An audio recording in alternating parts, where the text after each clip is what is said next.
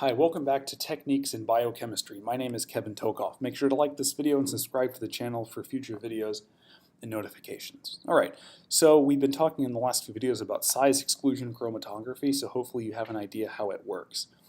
Alright, so here's the practice problem we're going to do here. Size exclusion chromatography was carried out for molecular weight standards. A plot of log of molecular weight versus elution volume was plotted. The regression line equation was determined to be y is equal to negative 0.4x plus 4.52. Then an unknown protein was run through the column and its elution volume was 3, same units as in the line equation, whatever units are here. They're not indicated, so we have to be aware of that. Determine the protein's molecular weight, assuming the equation was done in kilodaltons for molecular weight. All right, so here's what we're going to do. We're going to first show you just generally what this is going to look like, just to review. So what you're going to have is some kind of calibration curve like this.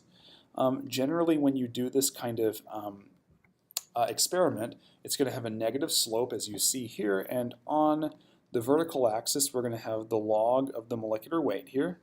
On the x-axis, or horizontal axis for size exclusion, it's going to be elution volume. Okay. So this is not the chromatogram that we looked at in the last video. This is the actual standard plot, okay, that's going to help you determine an unknown molecular weight. So one thing that's important here. So we have an equation, y is equal to negative 0.4x plus 4.52. The y-axis is log of molecular weight, so y in this equation is log of molecular weight. And the slope is the slope, right? But x here, x-axis is elution volume, so I usually designate that as v, and then the y-intercept is just the y-intercept. So x is going to correspond to something, in this case it's volume, y corresponds to something else, it's log of molecular weight. And then we're just going to sort of plug information in and determine the molecular weight. So our unknown was run through the column, the volume was 3. Okay, I haven't indicated units, but you don't really need units for this. We're just going to assume that the slope is in terms of the same units as the volume.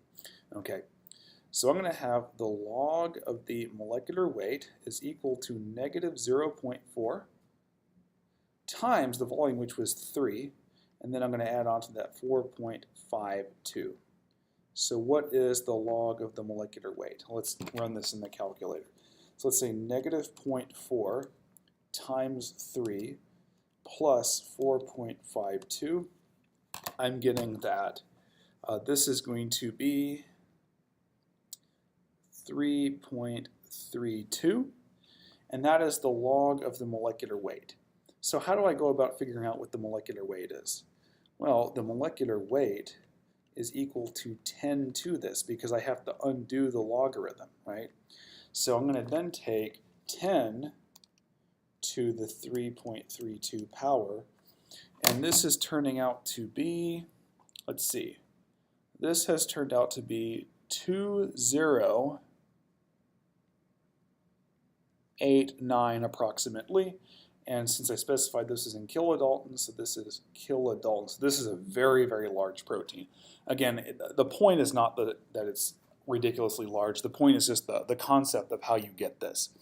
So we talked about this in the previous video. What you do is you plot log of the molecular weight versus the elution volume for every single point. Remember, you should get a series of points, and then you'd use Excel to generate a standard curve like this, linear regression line. And the reason you can do this is because every one of the molecular weight standards has a known elution volume because you ran it through the column and measured it. So if you have an unknown molecular weight, you actually just measure its elution volume, and then that gives you the log of the molecular weight from the regression equation, this one. Then that gives you log of molecular weight. You take 10 to that, and that's going to be your molecular weight. In this case, it's 2089 kilodaltons, very large protein. All right, so that's the whole point of this. You can use size exclusion chromatography for standards, generate a curve, in this case a line, and then determine unknown molecular weights through a known elution volume. All right, so hopefully this made sense. Join us in the next video where we go over more techniques. My name is Kevin Tokoph. Make sure to like this video and subscribe to the channel for future videos and notifications. Thank you very much.